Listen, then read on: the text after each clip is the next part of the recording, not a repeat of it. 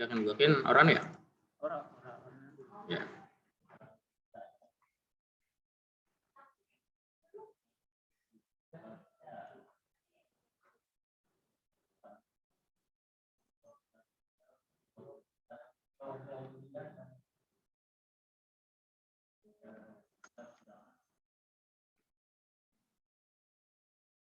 Halo, assalamualaikum warahmatullahi wabarakatuh.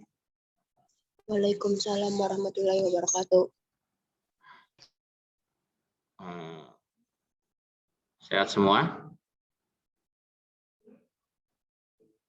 Ya, sambil menunggu. Alhamdulillahirrahmanirrahim. Sambil menunggu dengan teman-teman kalian join, perhatikan ya untuk TOY dan TKR atau BB. Kalau mengikuti pelajaran saya maka pelajaran TKJ atau kalau misalnya silakan boleh live ya. Karena materi jam 10 sampai jam 10.30 ini dikhususkan untuk materi TKJ.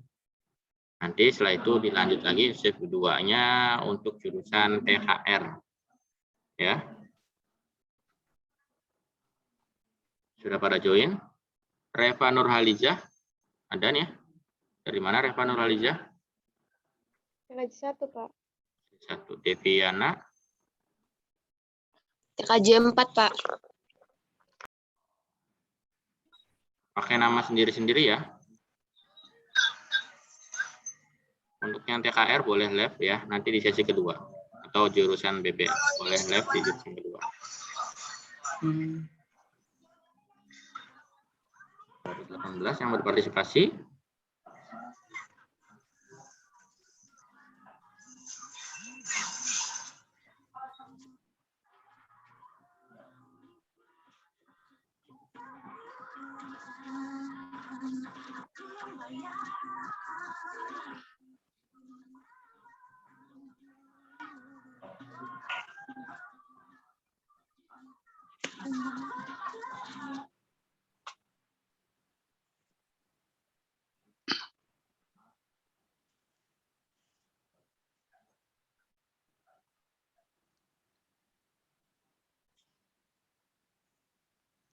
Oke, yang untuk tugas Google Zoom sudah dilihat? Sudah pada diisi? Nah, untuk jurusan TKJ? Udah, Pak. Sudah. Nah, sekarang pertemuan yang kedua ya.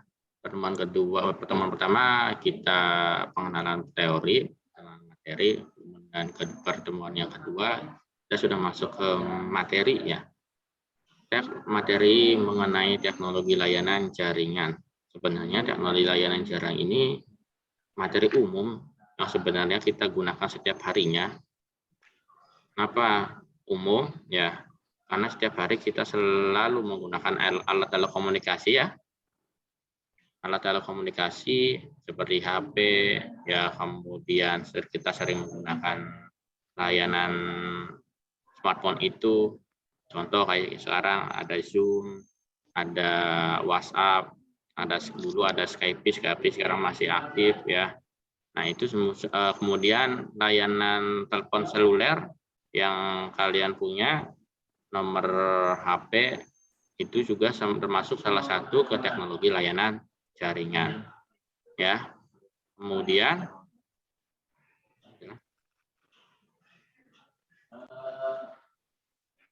ya, sudah dibaca materinya untuk minggu kemarin Google Classroom-nya? Sudah pada dibaca? Oke, sekedar review ya. Dalam teknologi layanan jaringan ini ya, materi yang kalian ampu ini adalah VoIP, layanan VoIP. Iya. Ya, layanan VoIP ini atau kepanjangan dari Voice over Internet Protocol. Ini adalah merupakan suatu teknologi yang memanfaatkan internet protokol untuk menyediakan komunikasi voice secara elektronik dan real time. Ya, jadi VoIP ini kita gunakan ya kayak setiap harinya kita gunakan layanan telekomunikasi kayak HP, kayak WhatsApp. Sekarang kita pakai Zoom, ini adalah layanan VoIP. Lalu latar belakangnya dari layanan VoIP ini, teknologi ini muncul ketika ini melengkapi teknologi voice secara circuit switch dan menawarkan fitur yang beragam. Ya, teknologi layanan VoIP ini banyak juga fitur-fiturnya, ya, dan banyak juga dipakai dalam sebuah perusahaan. Contoh mungkin bisa di perhotelan atau perkantoran atau rumah sakit, ya. Setiap ruangan mempunyai alat telekomunikasi atau HP atau telepon di masing-masing kamarnya. Itu juga salah satu bentuk dari layanan VoIP. Nah, layanan VoIP ini terbagi menjadi dua signalil protokol.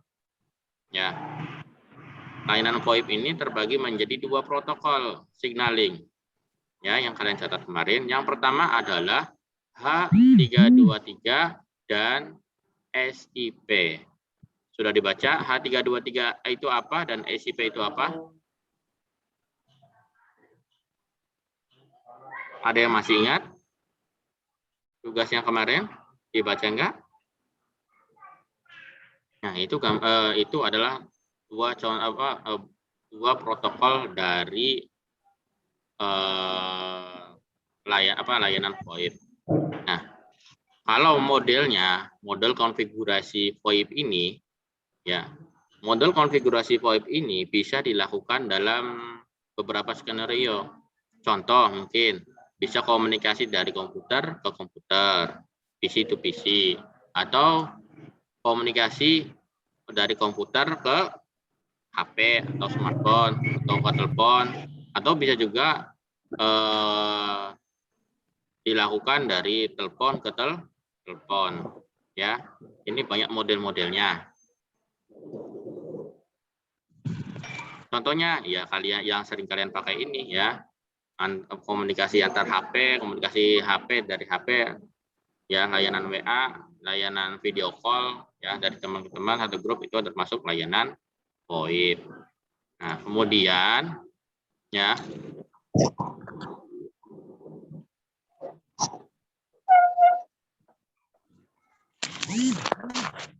silakan kalian boleh disimak apa yang saya terangkan, walaupun sebagian yang saya terangkan ini ada yang sudah kalian tulis ketika tugas kemarin, ya, di Google Classroom. Ya. Nah, kalau misal kurang, silakan kalian catat, kalian rangkum, ya, apa yang penting dicatat. Oke, kita lanjut lagi, ya. Untuk VoIP ini, ya, menggunakan sebuah metode kompresi dan modulasi untuk membawa sinyal suara analog, ya, seperti contohnya suara yang kita keluarkan saat mengeluarkan pembicaraan dan merubahnya menjadi data digital yang dapat ditransmisikan melalui internet. Contoh misal kalau HP kalian tidak ada data, ya, Winanti, apakah bisa komunikasi WhatsApp-nya? Nggak bisa. Nah, itu, ya, salah satu contohnya. Kemudian untuk traffic VoIP ini dibagi menjadi dua bagian transmisi jaringan. Kalau dalam jaringan, ya, traffic VoIP ini terbagi menjadi dua jaringan, ya. Yang pertama, traffic VoIP ini adalah yang pertama adalah transmisi untuk signaling, ya. Transmisi untuk signaling. Kemudian yang kedua adalah RTP, di mana RTP adalah real time transfer protocol, ya. Artinya di sini transmisi untuk signaling ini di mana kualitas signal juga berpengaruh.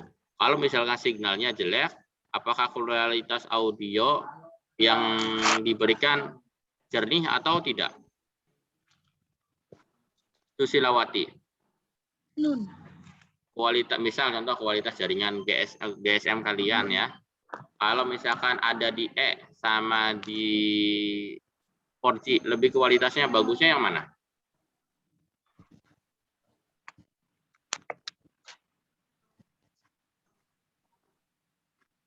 Halo, Susilawati ada? Ada, Pak. Ada. Pernah memperhatikan HP kamu? Ya. Ya, di HP biasanya ada muncul ada logo ada logo H, ada logo H+, ada logo 4G ya. Ya. Nah, kualitas layar yang paling cepat untuk sementara ini 4G. 4G. Kalau kualitas layanan yang paling rendah untuk saat ini di Indonesia apa? Yakin Iya. Itu apa? Itu singkatan dari apa?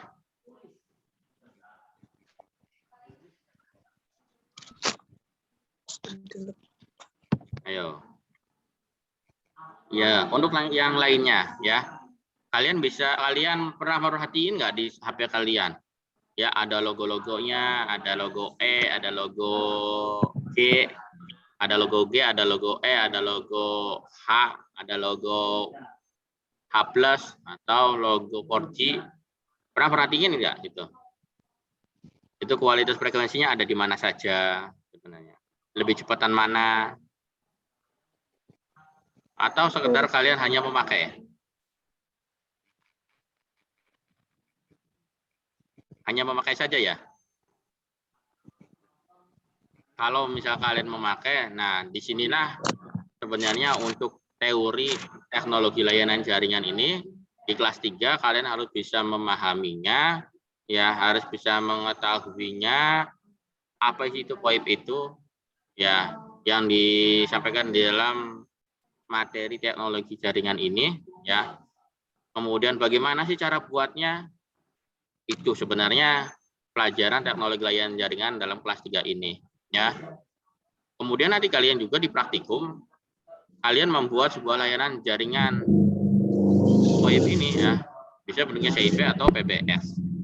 SIP ini contohnya adalah bentuknya angka-angka atau nomor, ya seperti nomor HP kalian. Nomor HP kalian bentuknya apa? Angka-angka kan ya? Angka-angka ya. Kalau misalkan nomor HP kalian ada yang sama dengan teman kalian, nomor HP kalian bisa dihubungi tidak? Ya. Kalau misalkan ada nomor yang sama, itu berarti kalau misalkan dihubungi dalam layanan komunikasi, kemungkinan tidak bisa terhubung ya. Kenapa? Bisa bentrok atau jadi mailbox ya. Sama halnya juga kalau dalam dunia jaringan itu ada pengalamatan alamat IP address ya.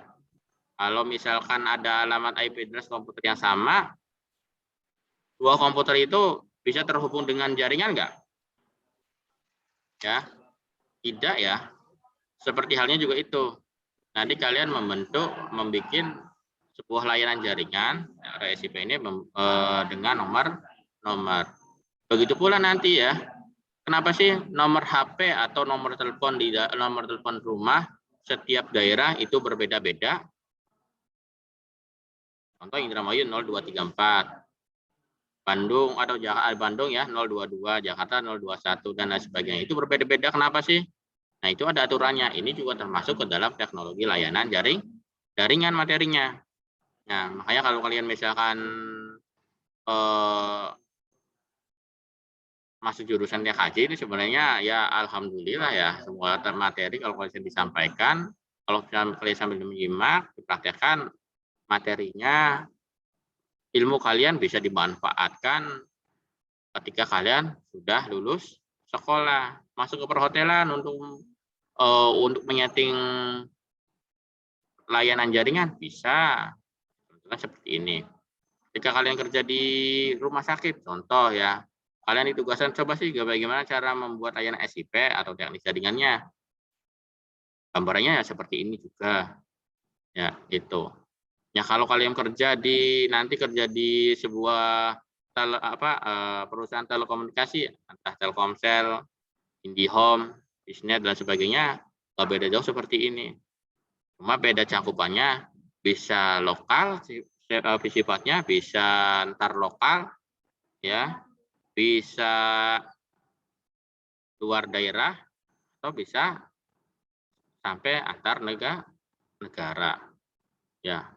Kenapa antar negara kode HP-nya berbeda-beda? Contoh dalam negara Indonesia ada berapa kode negara Indonesia?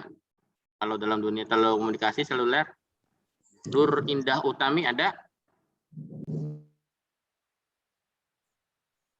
Nur Indah Utami? Tidur ya? Asok Tejar, Asok. Ada Asok? Hadir Pak, hadir. Hadir. Oh, saya tanyakan kenapa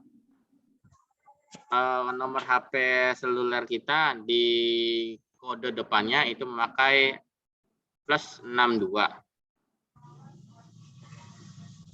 Sebagai identitas, Pak. Ya, betul, sebagai identitas. Ya. Sama halnya juga kayak nomor telepon lokal. Telepon, atau kayak telepon IndiHome ya, telepon rumah.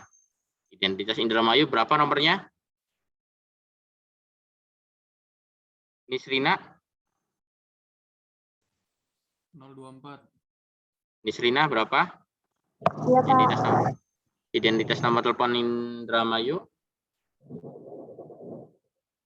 Indramayu. Ya. Kode identitas teleponnya berapa?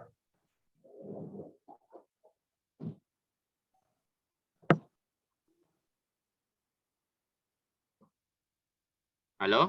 Masih ada Nisrina? Iya, Pak. Berapa? Tahu nggak? Nggak tahu. Oh, nggak tahu. Nggak tahu. Ada yang bisa jawab berapa? 0234. Ya, 0234. Ya, itu salah satu contoh yang sudah dibuat. Nanti ke depan juga kalian dipraktekkan ya dalam kegiatan praktikum nanti. Ya, mudah-mudahan enggak waktu lama ya. Karena ada dengar-dengarnya juga kegiatan KBM kita ada kegiatan tatap muka walaupun kegiatan ini ya hadiri 50% dalam satu kelas. Nanti kalian manfaatkan baik-baik ya. Jelas ya? Itu salah satu contohnya. Ya, kita lanjut ke materi berikutnya ya. Nah, dalam teknologi layanan, protokol yang digunakan untuk signaling selalu berbasis TCP atau Transfer Control Protocol. Sedangkan untuk RTP yang digunakan adalah protokol berbasis UDP atau User Datagram Protocol. Ya, jadi protokol yang digunakan dalam teknologi layanan jaringan ini ada dua, ada TCP, ada RTP. Ya, RTP menggunakan User Datagram Protocol. Kemudian yang kedua TCP, Transfer Control Protocol. Ade Rahayu. Ada? Ada, Pak. Ada. Ade Rahayu, protokol teknologi layanan jaringan itu ada berapa? Ada. Bentar, Pak. Ayo, ada berapa? 3 apa 2, Pak? Ayo, 3 apa 2?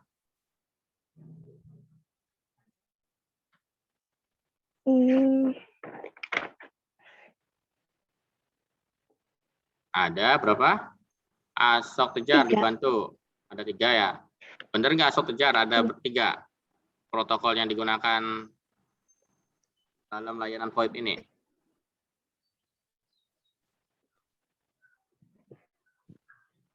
Asok ada?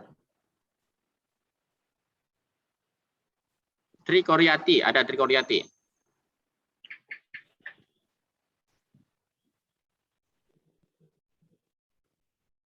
Iya, Pak. Ada Trikoryati. Ada berapa protokol? Apanya, Pak? Ulang, Pak. Oh, ulang ya. Saya ingatkan lagi ya. Protokol yang digunakan untuk VoIP ya, itu ada dua ya. Yang pertama berbasis TCP atau Transfer Control Protocol. Kemudian yang kedua adalah jenisnya RTP atau berbasis User Datagram Protokol ya. Ada dua. Ya, diingat-ingat ya. Kemudian signal ya atau prosesnya yang dilakukan di antara port TCP yang pertama contohnya adalah ya signaling port TCP contohnya adalah yang pertama H.323H323 ya. Yang kedua yaitu SIP. Ya, H323 itu menggunakan port 1720. Sedangkan SIP atau Session Integration Protocol itu menggunakan port 5060. Ya. Silakan boleh dicatat atau nanti saya kirimkan di Google Classroom aja ya. Iya, Pak. Nah, nanti sambil kalian baca, nanti ketika ada pertemuan ini, saya ada sesi tanya jawab ya, biar nggak kelabakan ketika pertemuan nanti, pas praktikum nanti, biar nggak bingung nanti.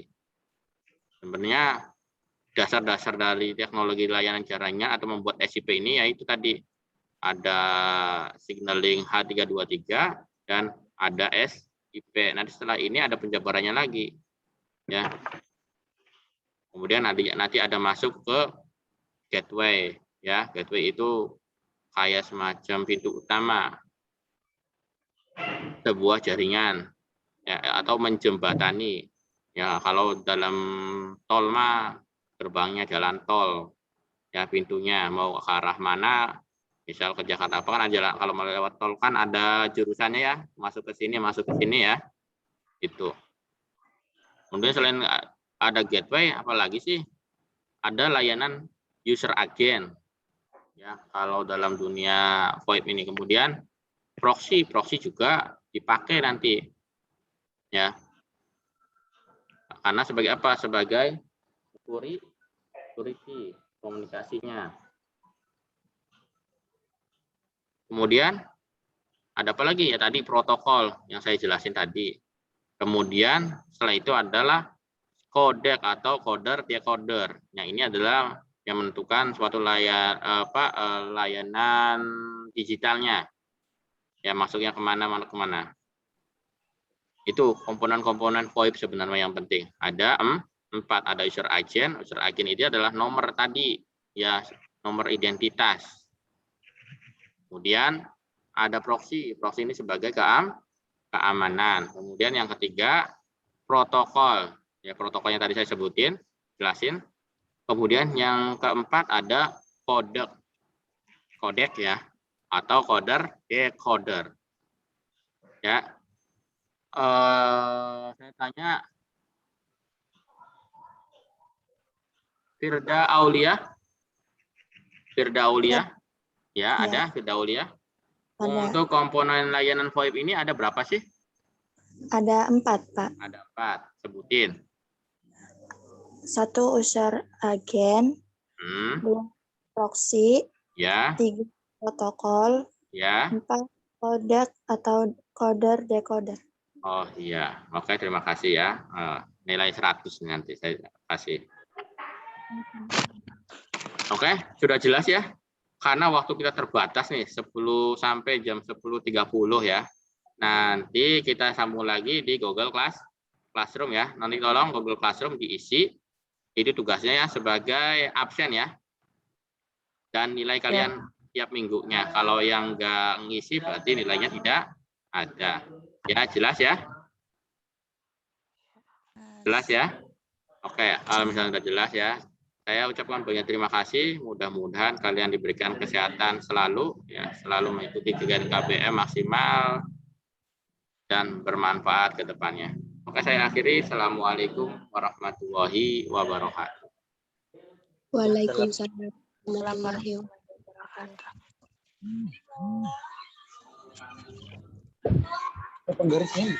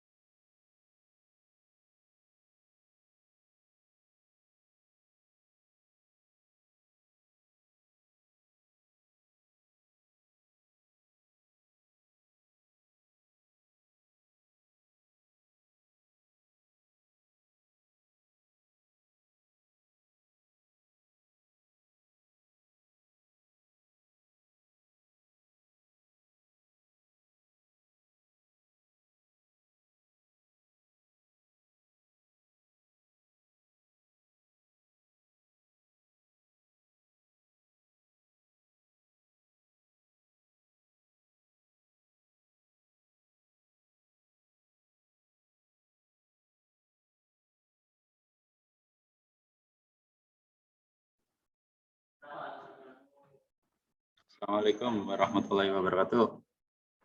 Waalaikumsalam warahmatullahi. Ini pelajarannya KKR ya, kelas 12. Oke, teman-temannya dipanggilin, Ki. Kenapa, Pak? Teman-temannya dipanggil yang kelas 12 KKR. Iya, Pak. Cewek.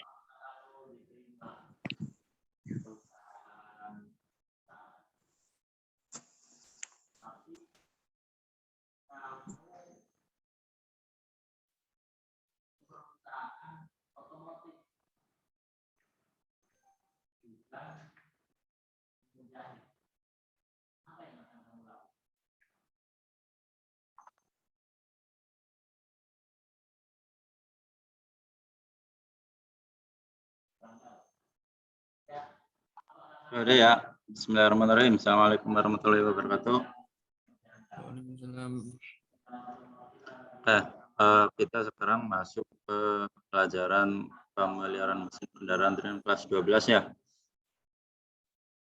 Nah, waktu pertemuan sebelumnya kita membahas tentang mekanisme kepala silinder. Nah, sekarang kita sudah masuk ke mendiagnosa kerusakan mekanisme blok silinder ya.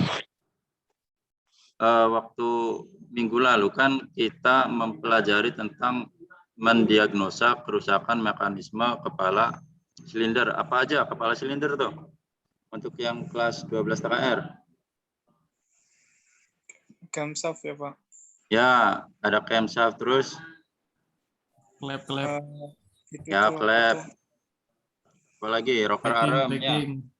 Nah, itu komponen-komponen yang ada di kepala silinder ya. Nanti pas melakukan perbaikan itu macam-macam ya. Ada yang melakukan setel klep ya, kemudian sekir klep, kemudian apalagi mengukur pegas ya. Nah, itu bagian-bagian memperbaiki pada kepala silinder. Nah, sedangkan sekarang itu tinggal mekanisme blok silinder. Kira-kira ini screen share-nya udah itu belum? Udah muncul ya? Kelihatan. Kelihatan ya? Iya, Pak. Nah, ini bagian dari engine ya, yang waktu minggu lalu itu adalah kepala silinder yang ini ya. Ini kepala silinder. Nah, yang kita warna kuning itu adalah bagian blok silinder. Ya. Nah, blok silinder apa aja di dalamnya? Ada ini. Nah, ini silinder blok. Nih, yang warna kuning nih. Ya, sedangkan yang warna putih itu adalah silinder liner.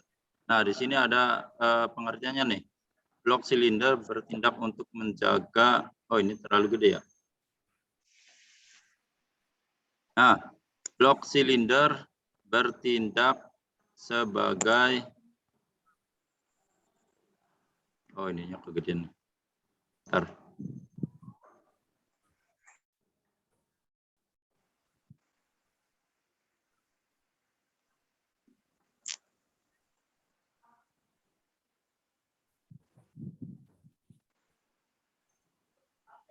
Oke, nih.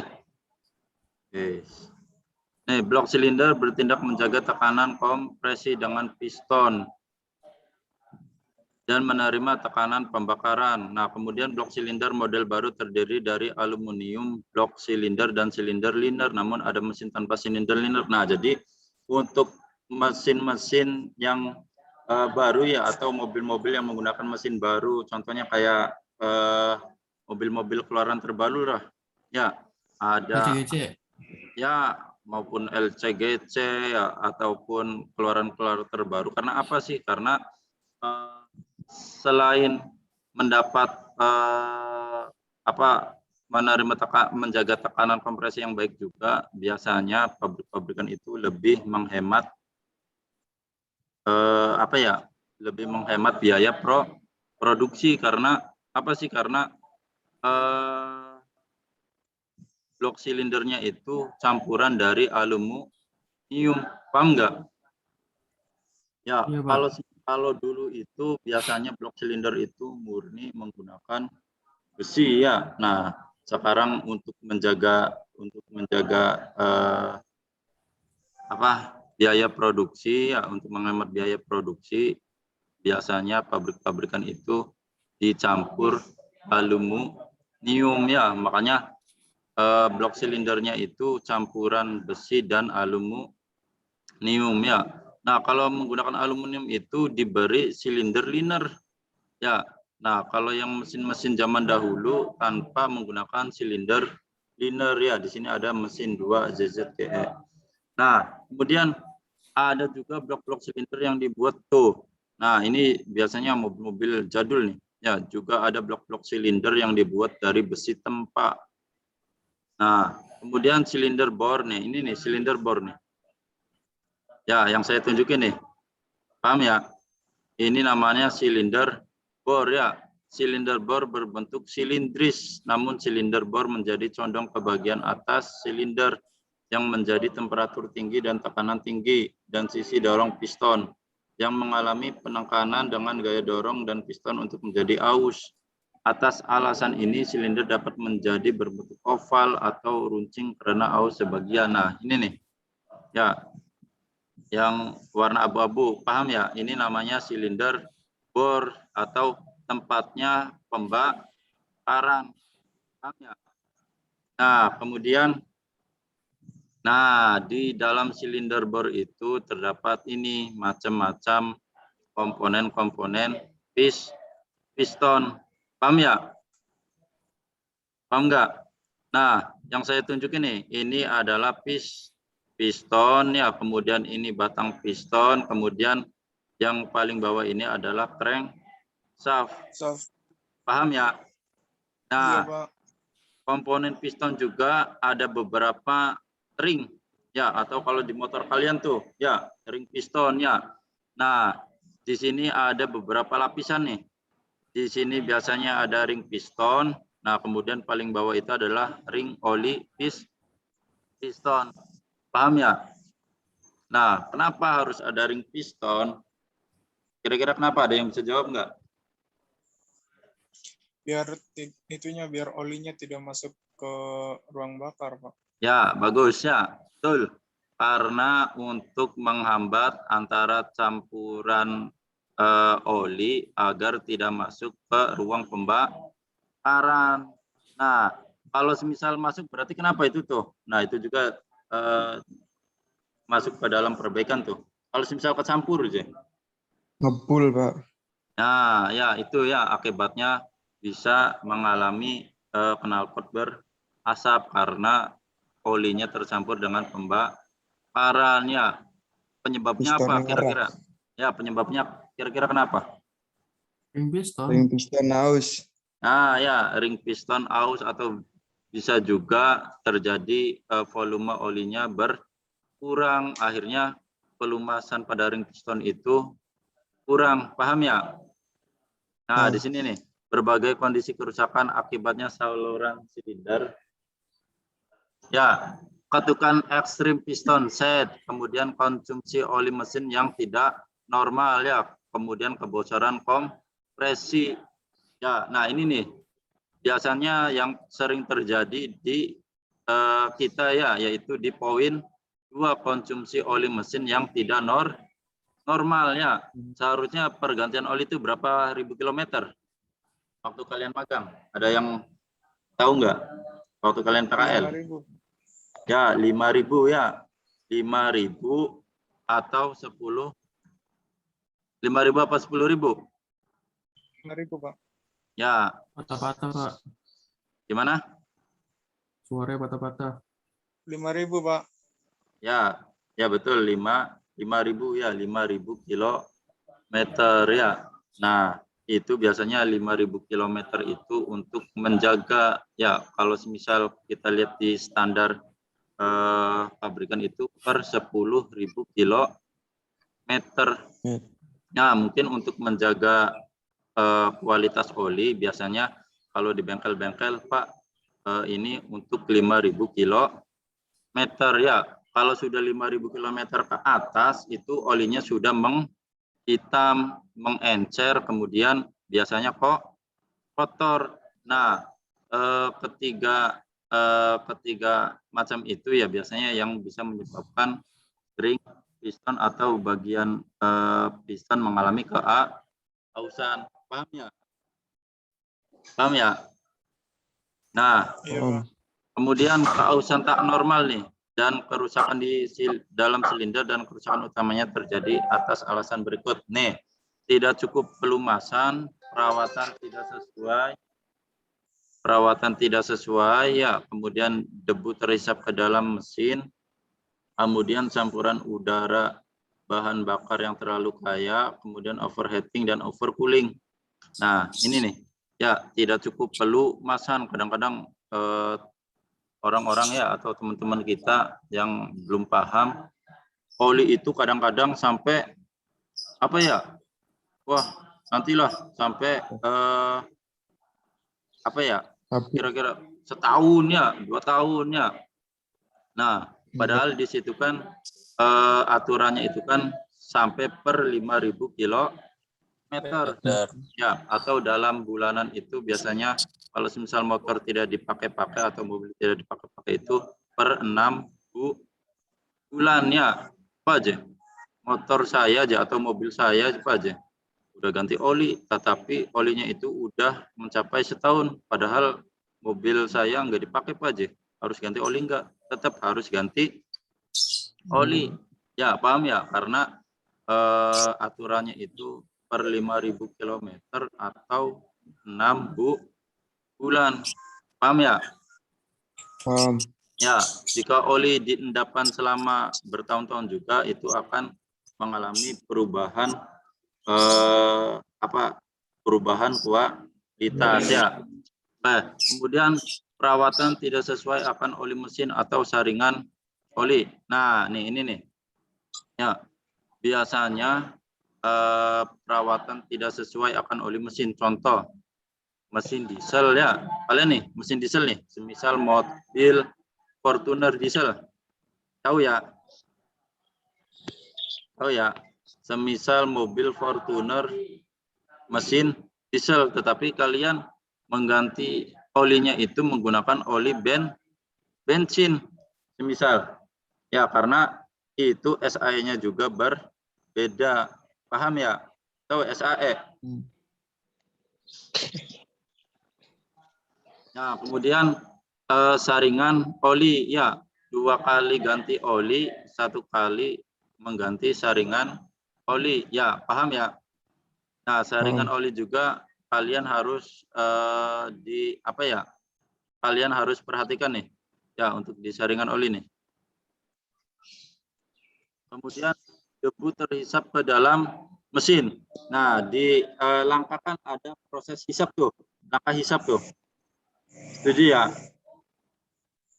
Nah, kadang-kadang ya ketika proses hisap, kadang-kadang debu juga ikut terhisap. Itu karena apa? Karena filter udaranya itu biasanya sudah kotor.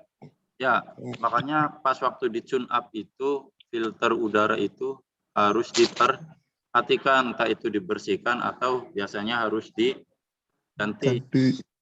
Ya. Kemudian campuran udara bahan bakar yang terlalu kaya. Ya, jadi biasanya kalau ini mah gara-gara atau akibat dari lab yang terlalu besar. Ya, celah klepnya nih. Ya, celah katup kan berapa? Yang in berapa? Masih ingat nggak?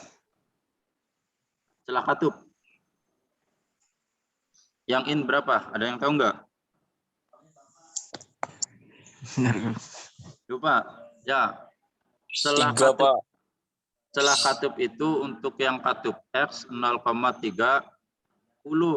Ya, untuk yang in 0,20. Paham ya? Itu standarnya. Tetapi itu juga biasanya tergantung pada manual book mobil masing-masing. Contoh ya. Pabrikan Yamaha dengan Yamaha lagi. Misal Suzuki dengan Toyota. Ya, itu standar pabriknya itu berbeda. Makanya ketika kalian bekerja di pabrik nih, ya, kalian harus pasti ketika kalian bekerja di pabrik, kalian harus disuruh membaca manual book. Ya, karena apa sih? Karena semua standar pabrikan itu sudah berada di dalam buku. Ya, jadi semisal supervisor nih tidak usah mengajarkan kalian, tinggal kalian membaca buku. Oh, ternyata contoh ya, ternyata Suzuki katup in-nya celahnya itu 0,25 ya. Nah, tetapi kalau di Toyota ternyata 0,20. Itu berbeda-beda standar pabrikan. Paham ya? Paham ya? Nah, kenapa saya ngambilnya 0,20, 0,30? Karena standarnya seperti itu ya, karena di bengkel kita kebanyakan itu dari mesin-mesin Toyota. Ya, paham ya? Nah, ini nih campuran udara bahan bakar yang terlalu kaya biasanya akibat dari celah katup yang tidak sesuai standar ya. Biasanya terlalu besar ya celahnya ya. Kemudian ada overheating. Overheating berarti apa? Gimana overheating tuh? Panas yang berlebih ya. Nah, panas yang berlebih berarti biasanya ada kendala pada sistem pendingin atau radiator ya. Radiatornya jarang dicek, atau semisal radiatornya mampet ya, atau semisal radiatornya bocor, atau semisal termostatnya tidak terbuka. Nah, itu bisa mengakibatkan overheating. Ya, overheating bisa ketahuan dari mana? Dari dashboard. Tahu dashboard ya? Ya, dashboard itu biasanya ada instrumennya atau semisal ampere suhu. Ya, bisa terjadi overheating atau tidaknya itu kalian bisa mengetahui dari ampere suhunya. Kalau semisal lebih mendekati ke arah, di situ kan biasanya kan di ampere suhu kan ada C sama H ya. Ya. Nah, kalau C kan biasanya kan cool. Ya, kalau H itu biasanya hot. Nah, ya, jika semisal si jarum itu mendekati ke huruf H atau ke atas, biasanya itu terjadi overheating. Kalau semisal dipaksakan, apa yang terjadi? Apa yang terjadi? Nih, nanti bisa menyebabkan panas yang berlebih di daerah sini nih. Nih. Nah, ini nih. Nah, ini nih yang saya tunjukin. Kelihatan nggak? Kelihatan ya? Nah, yang saya tunjukin ini ya biasanya ini adalah sirkulasi atau water jacket nih. Ya, yang bolong-bolong nih. Ya, ini water jacket fungsinya buat apa? Kira-kira? Water jacket itu fungsinya untuk sirkulasi cairan pendingin agar bisa mendinginkan dinding-dinding blok silinder. Paham ya? Paham ya? Nah, ini nih. Ya, ini adalah bagian sirkulasi pendinginan ya.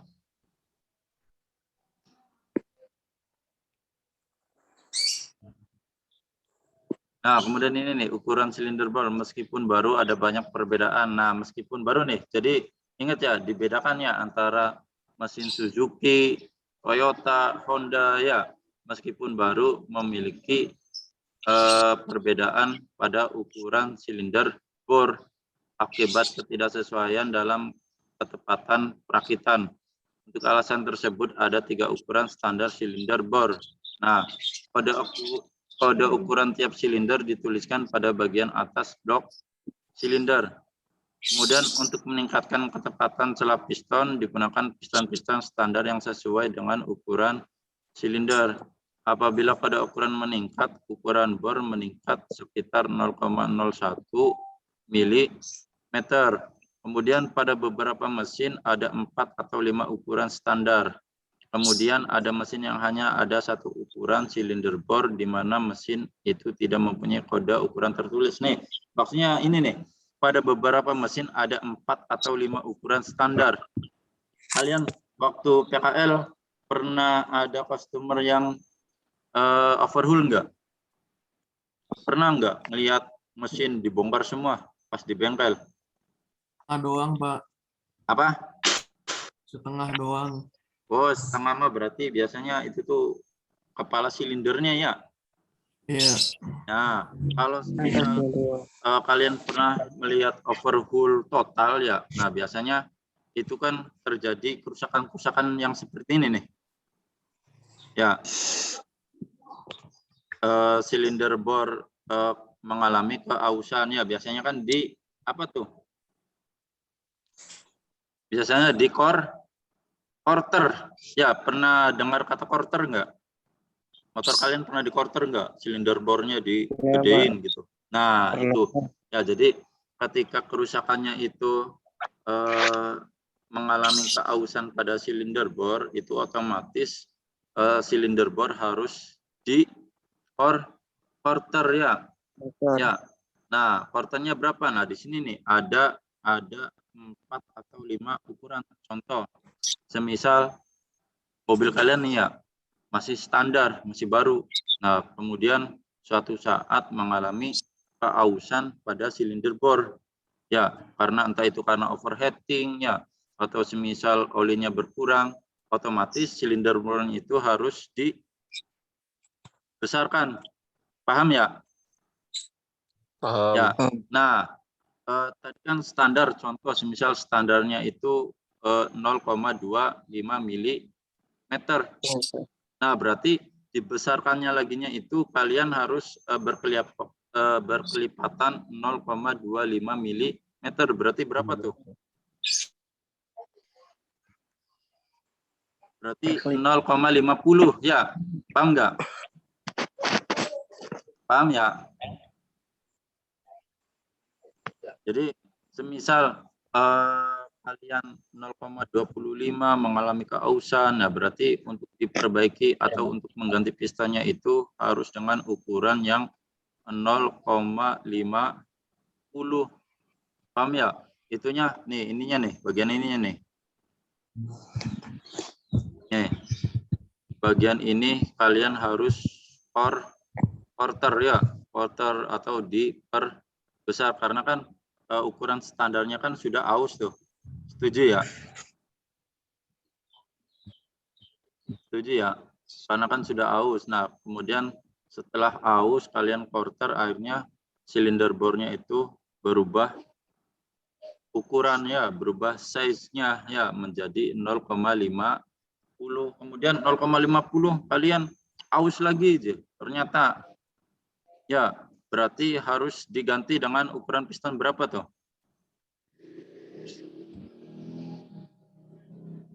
Halo. 0,75. Nah, ya.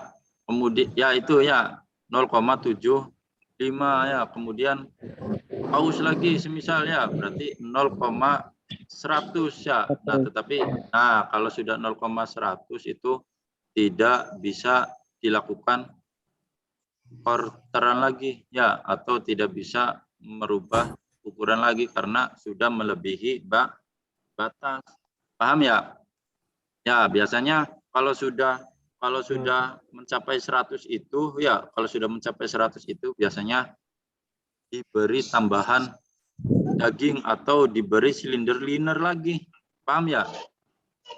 Silinder liner nih. Nih.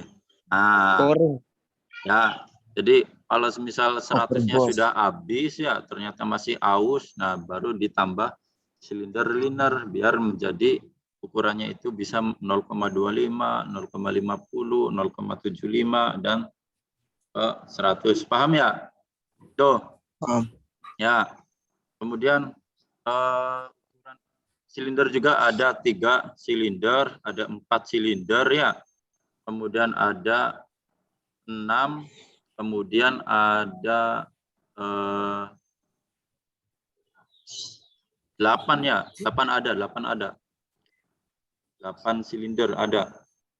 Ya, kemudian nih, ini ukuran crankshaft main journal bore. Crankshaft main journal bore dibuat di pabrik dengan blok silinder dan tutup bantalan. Perbedaan di ukuran crankshaft main journal bore terjadi akibat ketidaktepatan dalam presisi perakitan. Untuk alasan itu ada beberapa ukuran crankshaft main journal. Pada ukuran ini ditulis di dasar blok silinder. Gunakan kode ini ketika memilih bantalan untuk meningkatkan ketepatan celah oli. Crankshaft main journal untuk mencegah suara abnormal ya. Nah, ini nih. Ini adalah bagian bawah ya. Kalau semisal dilihat dari ini adalah dilihat dari bawah. Ini nih, main journal nih. Apanya? Yang ini kan ada background materinya, jadi nggak suara banget.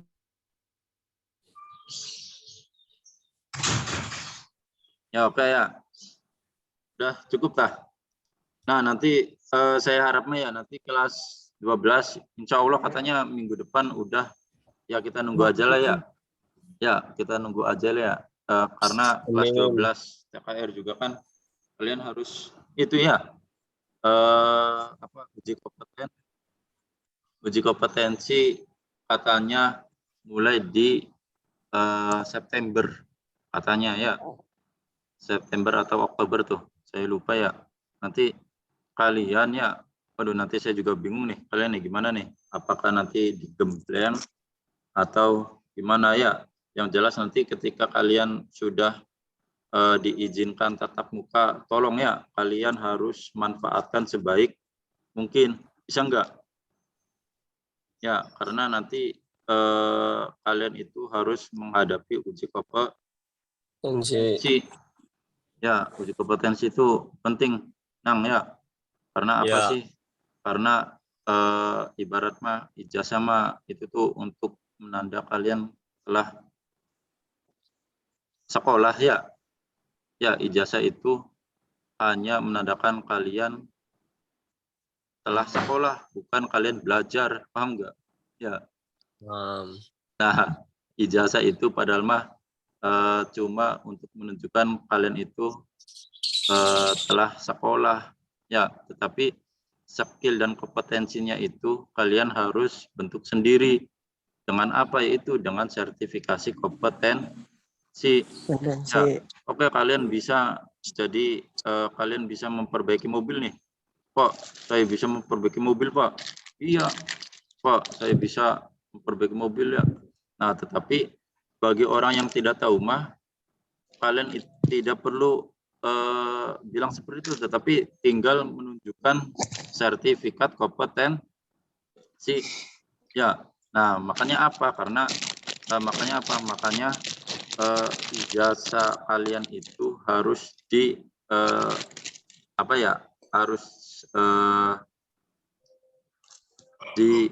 bukan disampingkan sih ya, tetapi harus apa sih namanya tuh?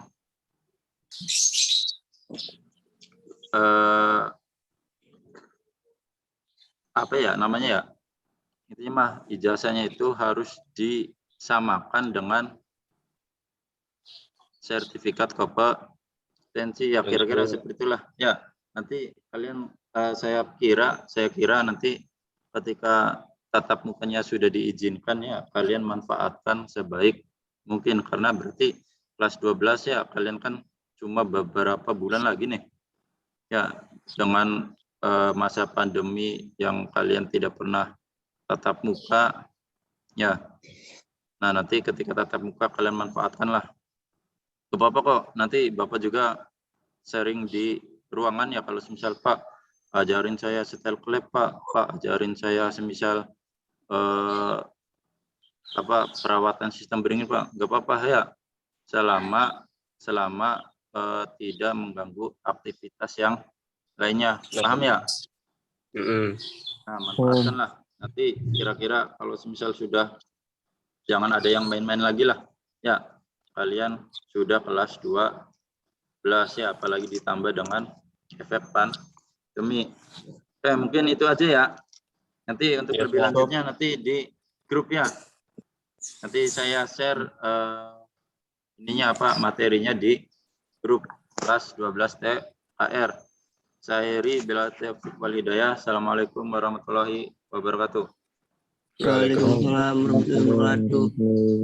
Pak Pucal, Pak. Ya, Pucal. Pucal, Pak. Pak Pucal, Pak.